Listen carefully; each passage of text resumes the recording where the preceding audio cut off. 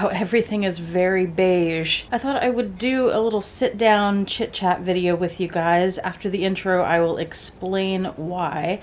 And I think I'm going to do this in 2 parts. So this will be part 1, and then I'll film part 2 right after this and put that up next. I do have a few things planned to talk about, but I don't know exactly what's going to come out of my mouth. So let me at least tell you what I think will be in this video, why I'm doing the videos this way this week. I'll tell you about the trip we just took for spring break. We'll talk about some YouTuber drama, and what I had planned to do today was a video about Kusama and racism. I talked about that last week when I showed you all the pieces in the Louis Vuitton Kusama collection, the new one that's coming out in March. And several of you said you'd like to hear my thoughts on the racism issues with her, so I will address that in this video. And a lot of you have also told me that when I do these chit chat videos that you really like the style, the casual thing, so I figured you wouldn't mind me doing it this way. Right now I'm feeling a lot more comfortable doing it this way, so I hope you don't mind, I hope you enjoy this, and I hope you stay tuned. And I also have Baron with me, so even if that stuff doesn't sound interesting, stick around because you'll want to see him.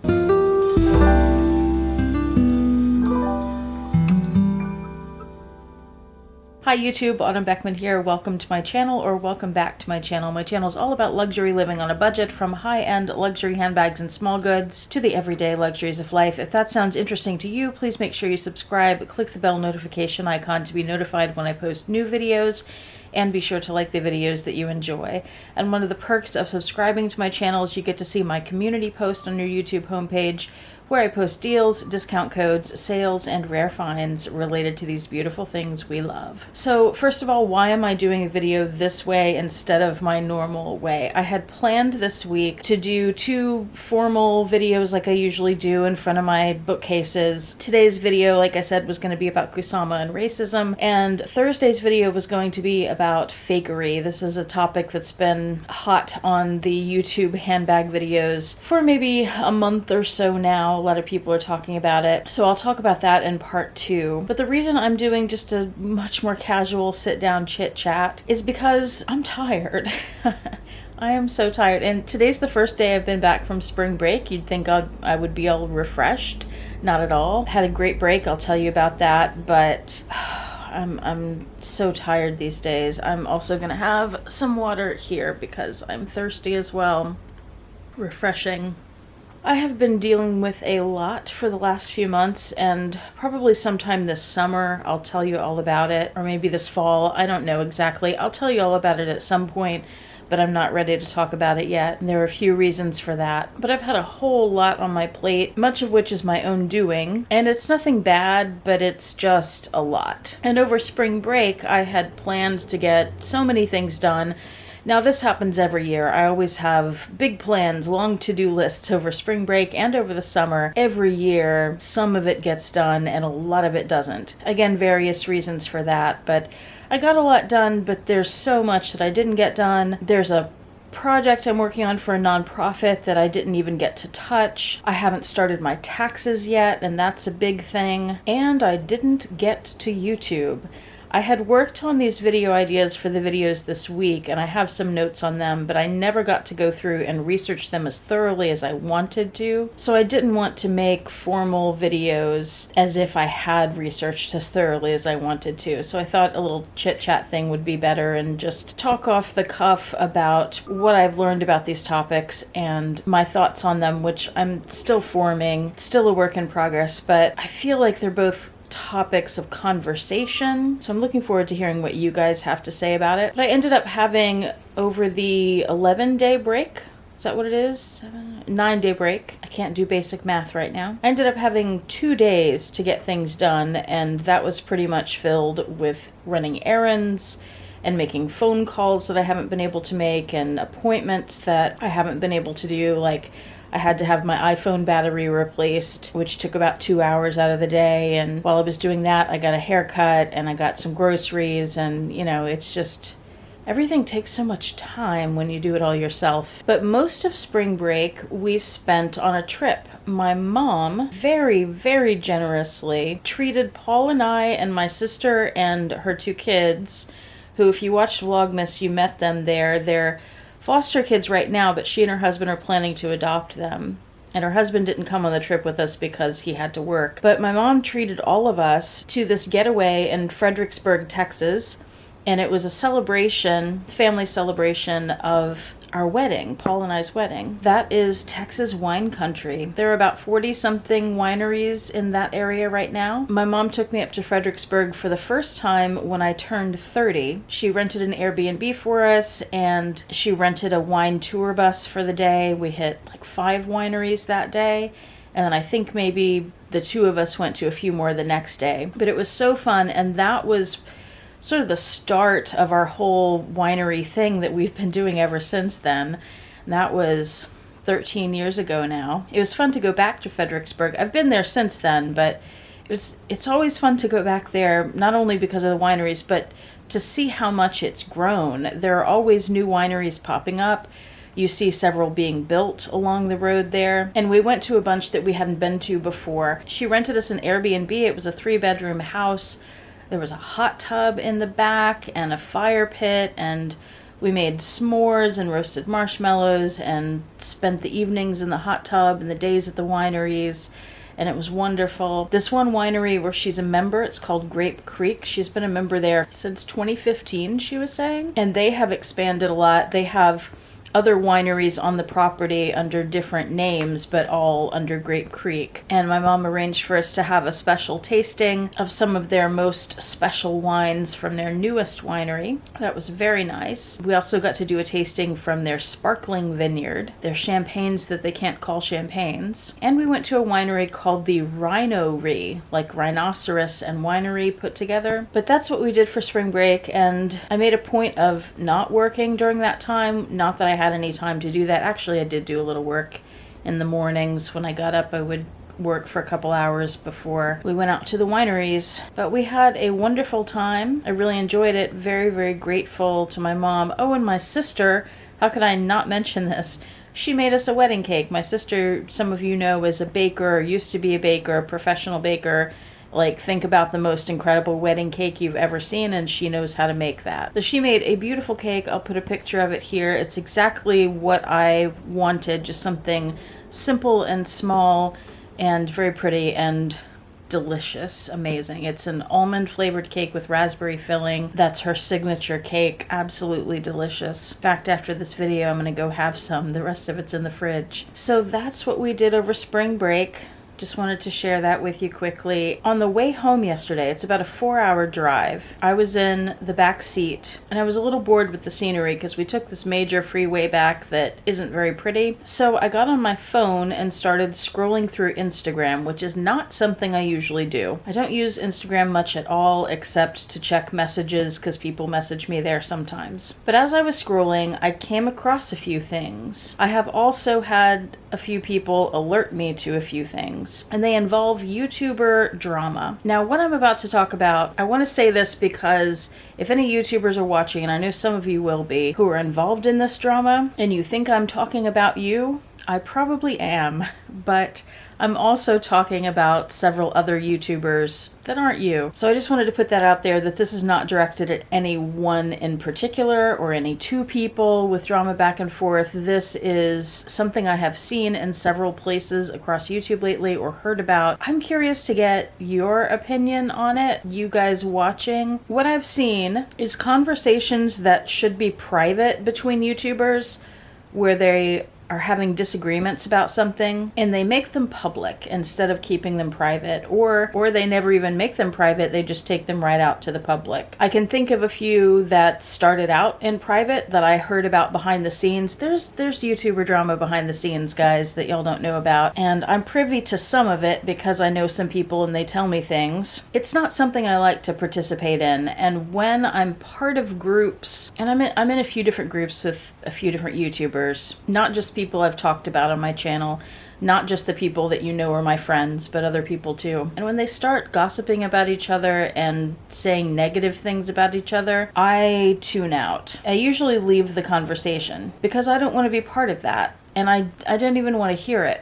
I realize that sort of gossiping and talking about people behind their backs and expressing frustration, which I've certainly done, or expressing annoyance, which I've done, about other people behind their back. I understand that that's normal human behavior, but you also have to be aware of your own behavior and not just be a jerk to people behind their back and say things that you don't know are true or spread information that you don't know is true. And it's one thing to say those things privately, not saying that's right to do that, but it's one thing to say it privately. Whether you're talking behind somebody's back or directly to them, it is quite another thing to take that public. And I'm curious what you guys think when YouTubers do that, when they take their private beefs with each other, tell the world about it. Is that something that interests you and do you want to hear about it? People use this phrase spilling the tea all the time, and that's used in a lot of different ways. And sometimes it's gossiping about things, sometimes it's exposing other people, sometimes it's just giving you information about a handbag drop. What do you think? Do you enjoy that when people do that on YouTube, or does it put you off to the person who does it? I tend to stay away from those videos. I, for the most part, don't watch them. There are some that I've been asked to watch or watch segments of because a friend has asked me to, or because I'm curious. Curiosity gets to me sometimes too. But I think when you have a private issue with somebody, you should keep it private. That's my view on it. And I think that adults should grow up and act like adults and handle things privately. And if you feel like the other person isn't handling it the way you would like them to, that doesn't mean it's okay to take it public or to attack them publicly, especially if you're doing it in a way where the person can't respond. And I have seen some situations multiple times where YouTubers respond to each other in their own videos and then they go back and forth. And I feel like people get sick of that. I feel like that's not why most people tune into our channels. And I'm curious whether you are likely to subscribe to somebody that you see doing this, participating in this kind of behavior, or are you more likely to leave their channel? Or if you're already subscribed, do you watch, do you not watch, do you just skip it and watch the other videos that you are interested in? I'm just curious to hear what you guys think about that. I'm also curious what you guys think about lives. I know Winnie does them, I think she does them once a week. She's made it a pretty regular part of her routine. And she's invited me to come on and do one with her. We don't have any dates set at this point, but we'll probably do it at some point. I don't know that that's something I want to incorporate into my channel. When I watch lives, and I think I've seen all of Winnie's, or just about all of them, but hers, and I'm not picking on her here, hers and just about every other YouTuber that I watch who's done a live, they end up being so long, and part of that is because it takes a while to get started, because you're waiting for people to show up to the live, because you want to have people participating in the conversation and participating in the chat, and that's understandable. But then when you go back to watch the video later, which I would assume is where you get most of the views, because most of your audience is not going to be available at that minute for your live. For me, I don't find them all that enjoyable to watch. Like, I'd rather watch planned video where somebody has sat down and the video starts immediately. I do like, though, that interaction factor. Even once the live is over and I'm watching the pre-recorded, I like being able to see the comments and see the YouTuber reacting to those and interacting with people in real time. So I think that's a really cool thing about it, but they tend to go on for so long. Winnie's are usually about an hour, I think. I've seen some that are several hours, and I feel like most people don't want to sit down and watch one video for that long. And I also feel like it's a little bit presumptuous of the YouTuber to film for that long and then expect anybody to watch the whole thing. So I think if I ever did one, I would limit it to maybe 30 minutes. But then I also feel like that would limit the live, because there wouldn't be that many people tuning in during that short time frame. So there wouldn't be as much interaction, but then it would be more watchable later. What do you guys think? Again, I'm not planning on doing them. Something I've been thinking about because I've seen more and more people doing them. All right, let's talk about Kusama and the racism. What I wanted to do more research on is what exactly she has said, and I have found it difficult to find that information. Anytime I search for Kusama racism, Kusama racist comments, anything like that, what is brought up is this article from Vice where a reporter went to interview her. He was supposed to go 2 days in a row, but after the first visit with her, he got notification from her people that she had banned him from his studio and didn't want him back. She's Japanese, he's black. Is he American or is he British? I'm not sure. But he spoke some Japanese from what I understand. And she made some comments that I don't want to repeat. You can search for the article if you'd like to read it. And so the question that I posed in the previous video where I talked about the new Kusama collection from Louis Vuitton is all about separating the artist from the art. So is it okay to buy pieces from this Louis Vuitton collection if you know Kusama is racist and you are anti-racist? I'm certainly anti-racist. I bought a piece from the collection. I have been talking to several people about this topic because I'm having trouble wrapping my mind around it. I think it's a tough thing for most people. It's the same question as, God, there are so many factors that go into this. So it's a similar question to like, is it okay to watch The Cosby Show anymore, knowing what he did? Is it okay to watch certain movies or TV shows knowing that an actor in the movie turned out to be a rapist or whatever may have happened? Is it okay to vote for certain people knowing things that they've said and done? Is it okay to support products, brands, if the person who did the bad things is dead, but not okay if they're still alive? Is it okay in Kusama's case because she has mental illness, and pretty severe mental illness? Or is it okay to support her work since you know she's in her 90s and she lives in a mental health facility? So it's not like she's, out spending the money on designer handbags. Based on the conversations I've had with people and the processing that I've done of this, I think what it all really comes down to is that people are going to do what they want to do, they're going to buy what they want to buy, and they're going to figure out ways to rationalize it or justify it. So like for me in this case, I purchased a piece from this collection, but I am vehemently anti-racist, so why would I financially support someone who has made racist comments? And the way I justify this is because I have a connection to her. I've met her. It's a long time ago, it was brief, we didn't speak to each other. I was in a tour group with my high school class visiting an installation show that she did at an art gallery in Houston. She was there, she spoke to us as a group, and I liked her work then. It left an impression on me. When I found out about the first Louis Vuitton and Kusama collection, I bought a piece from that, which is a bag charm, and I've always wanted a Speedy or a Neverfull or both from that collection. Don't have one yet, plan to get one someday, just haven't done it yet. So when I heard about this new release, which as I understand is coming in 3 parts, this is the second part, I wanted a piece from the collection, but I didn't like the first drop. I do like the second drop, so I got a piece from that. No idea what's coming in the third, making another piece there. In the research that I was doing, I watched a few videos on this topic, and I read through some of the comments on the videos, and it was very mixed, and a lot of it, as you would expect, or at least as I would expect. I find that a lot of people, especially on topics like this, don't think very deeply. They jump to conclusions, they look at surface level information, and they just run with that. For example, several people in a comment section on some of these videos, cozy under my dachshund blanket here. Oh, speaking of, come here, little dachshund. He's been next to me the whole time. Hi, bear. Mwah. Say hi to the people.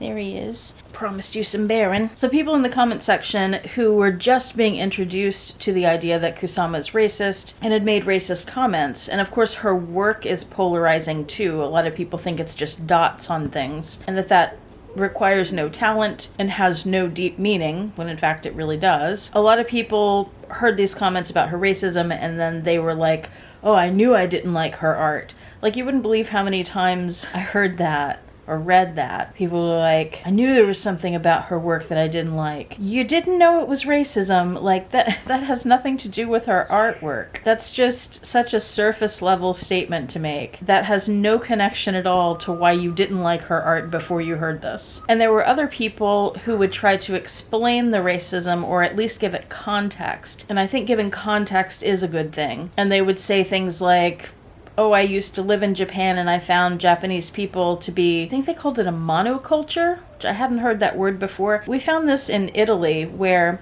Being in America, we're pretty spoiled, especially in a place like Houston. It's incredibly diverse. It's the most diverse city in the United States, or at least one of them. I don't know where we currently rank on that chart. But we have people from everywhere, and we have languages from everywhere, and we have food from everywhere. So we're used to variety in our culture. In Italy, and apparently in Japan, it's just Italian or it's just Japanese, and you don't have a lot of the diversity. Therefore, you don't have a lot of exposure to other people, which is a big thing that contributes to racism. Making assumptions about people because you don't have experience with them. So that could be a valid argument for contextualizing that kind of thinking with her. There's also the fact that she's lived voluntarily in a mental institution since the 1970s, so she would have even less exposure to the world and other people there, compounded with the deep mental issues that she has. And none of us live in her head, so we don't know. Like, there were people on there saying, oh, she's in her 90s at this point, she should know better. Yeah, but she's also lived in a mental institution, not exposed to the world that much, and we have no idea what goes on in her head. We don't know how her mind works and how it processes things. And whether or not you think it's okay or that